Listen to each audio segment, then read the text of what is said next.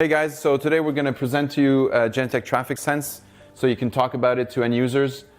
So we looked at the market for a traffic management platform, and what we saw is that it's very similar to the PSIM market. So we have things that are highly customized for each client, expensive to deploy and to maintain. We have software that's, like I said, highly customized, controlled by the software manufacturer and using a closed architecture. So we saw a good opportunity to come in there and shake that market up a little bit.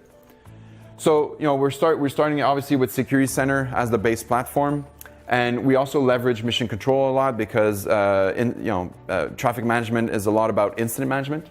And what Traffic Sense does really is it brings additional information into a Security Center that are specific to traffic.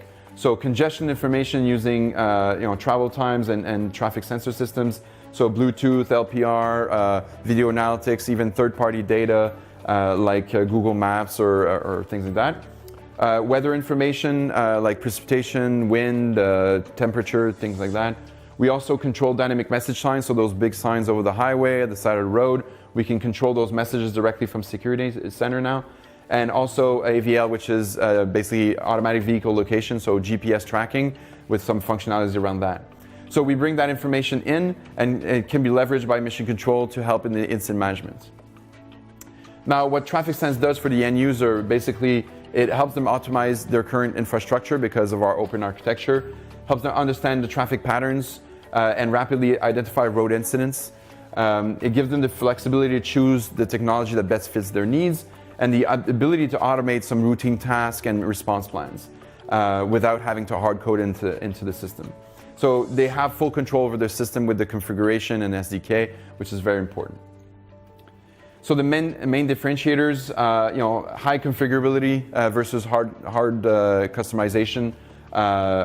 customization for our competitors. We have a lower cost of ownership. We don't have those expensive maintenance contracts.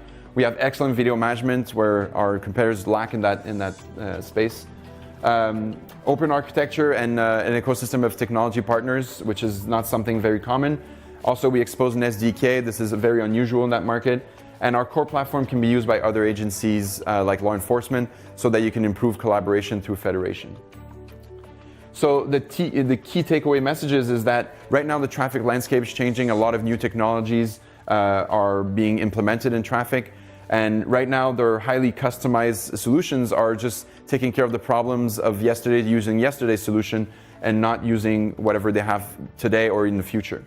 So the better way right now is to offer what we're doing is offering an adaptable solution that empowers their operators and can help them collaborate with other stakeholders and integrate new technologies as they come along. So thanks a lot, and next we're going to move into the demo.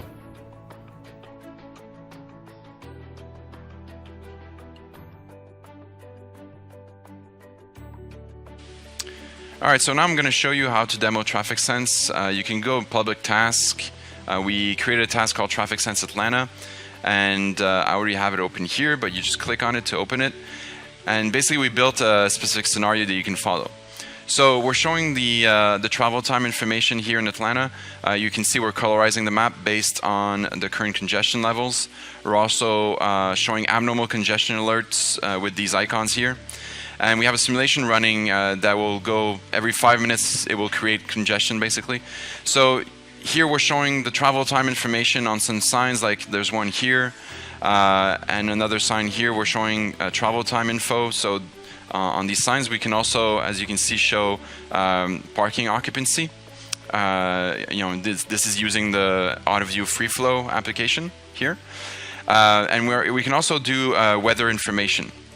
So like temperature, precipitation, visibility, wind, and pollution.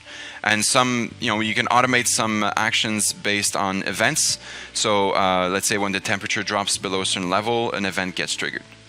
Now what happened here is one of our roadways became congested, and automatically we're showing a congestion ahead, slow down message here, and just using our simple event to action.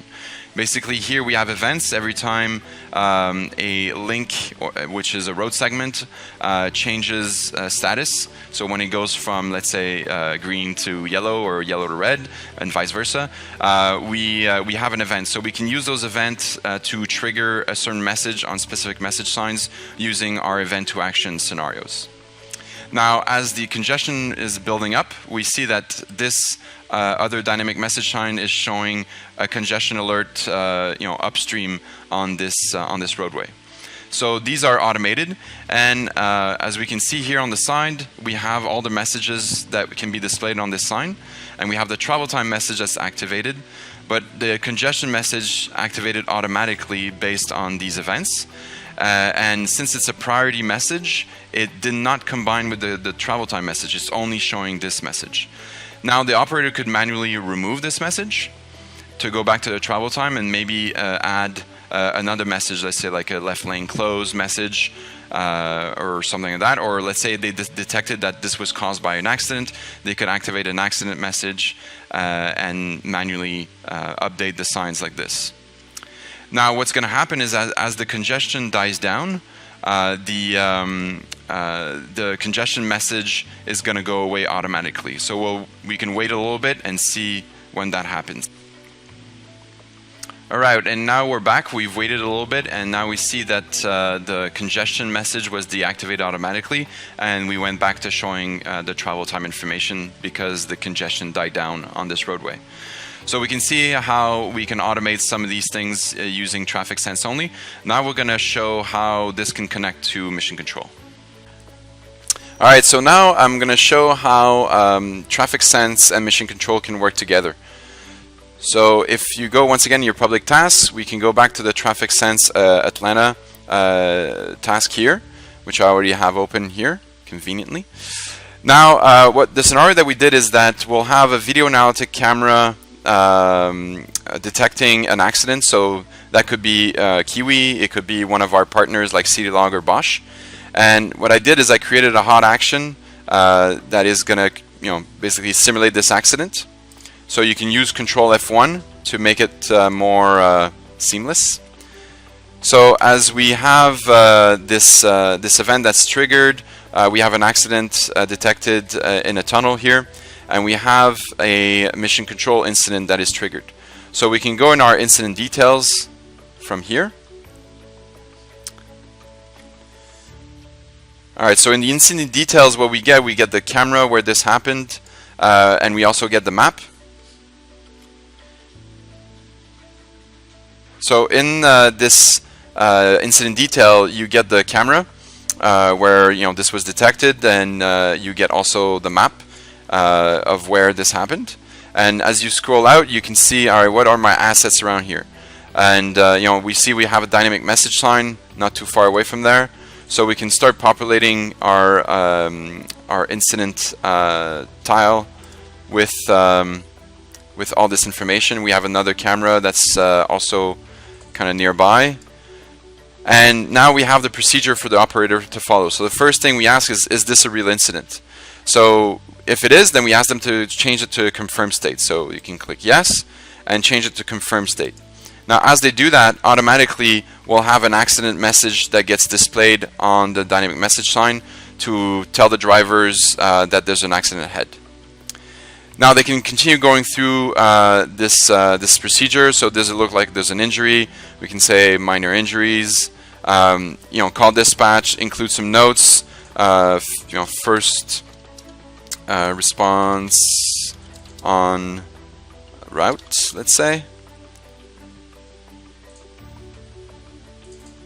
On route.